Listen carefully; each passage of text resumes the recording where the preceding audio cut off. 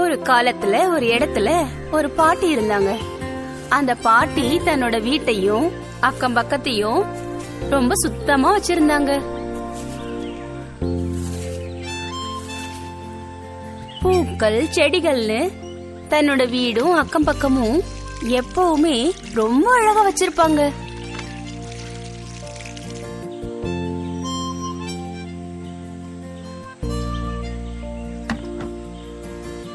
ஆனா பறவைங்களையும் செடிங்களையும் விரும்பின அந்த பாட்டி மொத்தமா மரக்கிளையில வந்து உட்கார்ந்துருக்க அந்த காக்காங்களோட நிரந்தரமா சண்டை போட்டுக்கிட்டே இருந்தாங்க. அடச்ச, காக்கைங்களோட தொந்தரவு தாங்க முடியல. எந்த நேரம் பார்த்தாலும் இங்க வந்து உட்கார்ந்துறது பெரிய தொந்தரவா இருக்கு. போ காக்கா போ.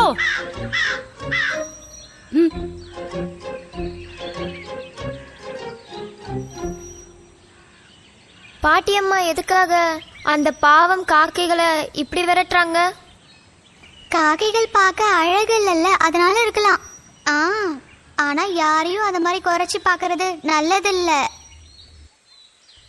அப்படி இருக்கும்போது அந்த பாட்டி அம்மா உடம்பு சரியில்லாம ஒரு நாள் படுத்திருந்துட்டாங்க.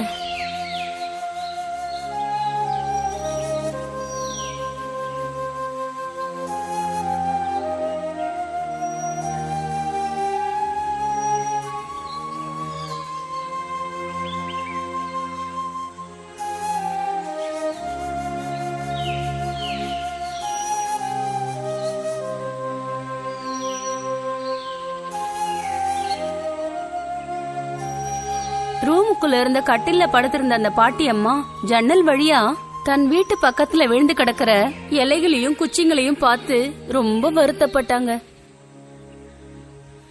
அடடா, என்னோட வீடு வாசல் எல்லாமே அலங்கோலமா கிடக்குதே. இப்ப என்னதான் பண்றது? எனக்கு வந்த வியாதி எல்லாம் சரியாகட்டும், அதுக்கப்புறமா சுத்தப்படுத்தலாம். எனக்கு உதவி செய்ய யாராவது கூட இருந்தா நல்லா இருந்திருக்கும்.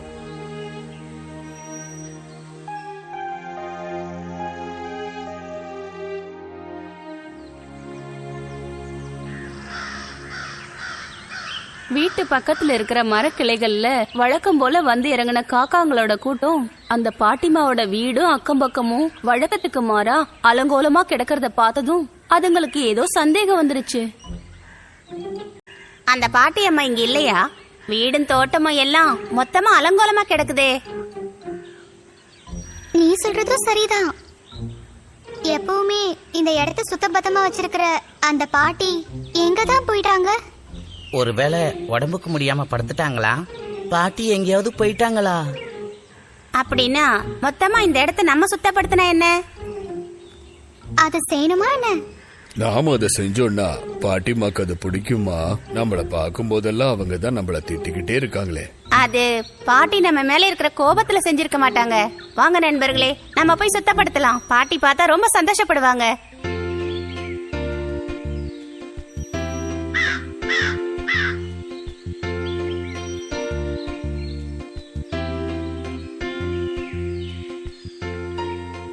இவனுங்க திட்டு வாங்கினதுல பத்தாதா? அந்த பாட்டி கிட்ட இருந்து டெய்லி தினம் தினம் இவங்க திட்டு வாங்கினாதான் இவங்களுக்கு தூக்கம் வரும் போல இருக்கு.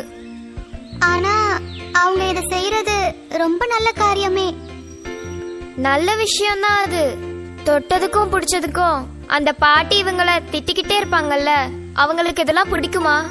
அதுவும் சரிதான். நாம என்ன நடக்குதுன்னு பாக்கலாம். காக்கைங்க வீட்டு பக்கத்துல சுத்தப்படுத்துற அந்த காட்சிய ஜன்னல் வழியா பார்த்த அந்த பாட்டி அம்மாவுக்கு காக்கைகளை திட்டி விரட்டினதை நினைச்சு ரொம்பவே கவலைப்பட்டாங்க. கடவுளே, இந்த அப்பாவி பறவைங்களை நான் வாய்க்கு வந்தபடி திட்டேனே.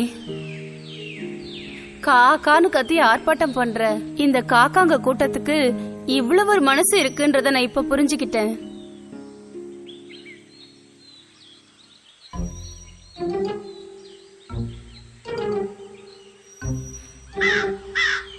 அட குழந்தைகளா, போகாதீங்க, பறந்து போகாதீங்க, பயப்படாதீங்க.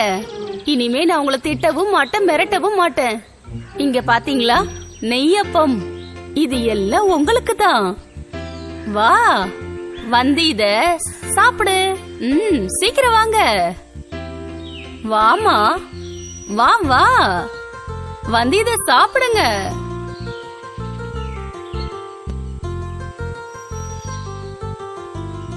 ரொம்ப மகிழ்ச்சியோட அந்த பாட்டி அம்மா இலையில வச்ச அந்த சுவையான நெய்ய பத்த சாப்பிட காக்கைங்கள் எல்லாம் போட்டி போட்டு பறந்து வந்துச்சு. மொத்தமா எல்லாரும் சாப்பிட வந்துட்டாங்க. அப்படி அந்த நாள்ல இருந்து பாட்டி அம்மாவும் காக்கைங்களும் ரொம்ப நட்போட பழகிட்டு வந்தாங்க.